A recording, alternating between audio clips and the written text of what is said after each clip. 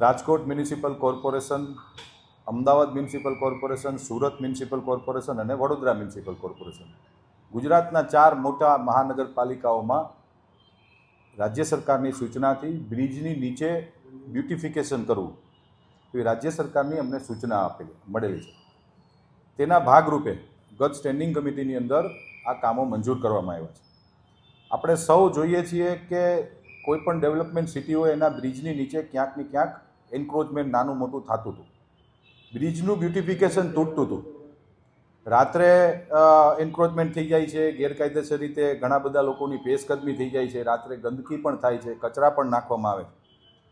કોઈપણ સિટીનું બ્યુટિફિકેશન અને ટ્રાફિકનું અડચણ અને વિકાસ બ્રિજના માધ્યમથી અને નવા રોડ રસ્તાના માધ્યમથી થતો હોય છે.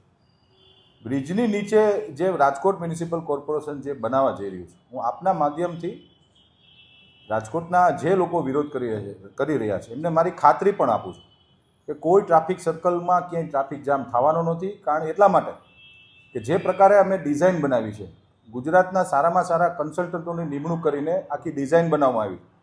આપણે આપણા મહાનગરને આધુનિક બનાવવું જોઈએ એવું સ્પષ્ટપણે ભારતીય જનતા પાર્ટીના શાસકોની એક નેમ રહી છે. આ આધુનિક રાજકોટને બનાવવા તરફની અમારો એક આ પ્રયાસ છે. રાજ્ય સરકારની સૂચનાથી આપણે અમદાવાદમાં જોઈ શકીએ છીએ કે એસપી રિંગ રોડ હોય કે સરખેજ ગાંધી એસજી હાઈવે હોય કે અમદાવાદના બીજા બધા બ્રિજ જુઓ કે સુરતના કે વડોદરાની અંદર, ત્યાં આ કામ પૂર્ણ પણ થઈ ગયું છે અમુક જગ્યાએ અને અમુક જગ્યાએ કામ ચાલુ છે.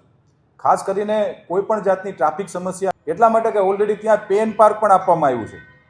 અને આ એવી વસ્તુ અમે બનાવવા જઈ રહ્યા છીએ કે જે બન્યા પછી રાજકોટ સ્વીકારશે એક વખત કે આખું અલગ પ્રકારનું રાજકોટ નવીનીકરણ તરફ જઈ રહ્યું છે. હું ખાતરી આપું છું, સાર્વજનિક સ્વરૂપમાં કહું છું કે કોઈ પણ જાતની દુર્ઘટનાઓ નહીં જ થાય. કારણ કે એટલા માટે નહીં થાય કે જે પ્રકારે અમદાવાદના કન્સલ્ટન્ટની ડિઝાઇનો બનાવી છે, એ ડિઝાઇન ભવિષ્યના 20 વર્ષને ધ્યાનમાં રાખીને બનાવવામાં આવેલી છે. અને બ્રિજના નીચેનું જે બ્યુટિફિકેશન છે, બહુ ગંદકીઓ થતી, રાત્રે એન્ક્રોચમેન્ટ થઈ જતા, પાર્કિંગો ગેરકાયદેસર થતા. આને બ્યુટિફિકેશન કરવા માટે અને જગ્યાનો સદુપયોગ થઈ શકે એના માટે.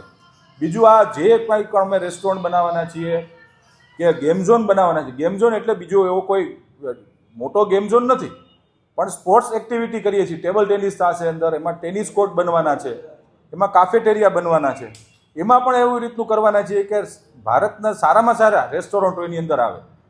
કોઈ લારી ગલ્લાવાળાને આવવું હોય તો છૂટ છે, પણ એની એક ગુણવત્તા જરૂરથી જોવામાં આવશે. કોઈ પણ વ્યક્તિ નહીં આવી શકે એમાં. એ પ્રકારનું આધુનિક મોડર્નાઇઝેશન બ્યુટિફિકેશન અમે લોકો કરવા જઈ રહ્યા છીએ.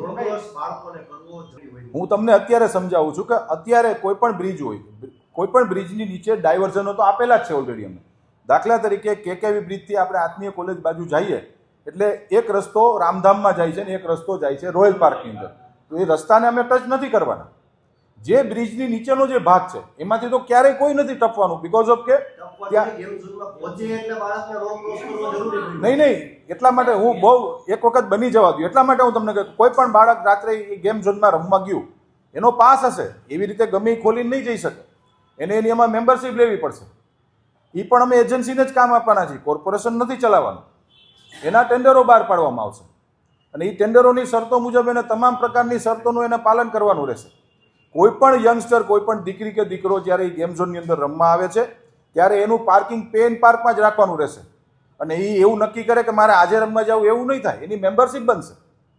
કોઈ પણ વ્યક્તિ જઈ નહીં શકે, એના માટે મેમ્બરશીપ કહેવાય. ટેબલ ટેનિસનો પ્લેયર છે ને રમવું છે તો એની 1 મહિનાની હોય, 3 મહિનાની હોય કે વાર્ષિક મેમ્બરશીપ હશે. એ પ્રકારની મેમ્બરશીપ થશે. પછી કાફેટેરિયા હોય તો કાફેટેરિયામાં આપણે કોઈ જમવા ગયા કે નાસ્તો કરવા ગયા તો એના માટેનું પાર્કિંગ પણ અલગ હશે. એવી રીતે ગમે ત્યાં નહીં રાખી દે. એ જોવાની જવાબદારી એજન્સીની છે. જે રેસ્ટોરન્ટને કામ આપવામાં આવશે ટેન્ડર પ્રક્રિયાથી, એની જવાબદારી થશે. એટલે કોઈ પણ જગ્યાએ ક્યાંય કોઈ જગ્યાએ ટ્રાફિક નહીં થાય. ઓલરેડી અમદાવાદ મહાનગરપાલિકાએ આ અને સુરતે આ કર્યું છે અને ખૂબ સક્સેસ ગયા છે. નવા રાજકોટ તરફ અમે લોકો જઈ રહ્યા છીએ. એના માટેનો આખો અમારો આ ભગીરથ પ્રયાસ છે. કોઈ પણ વ્યક્તિ જ્યારે નવા વિકાસ કામો થતા હોય ત્યારે સ્વાભાવિક છે કે વિરોધ નાનો મોટો આવતો હોય છે.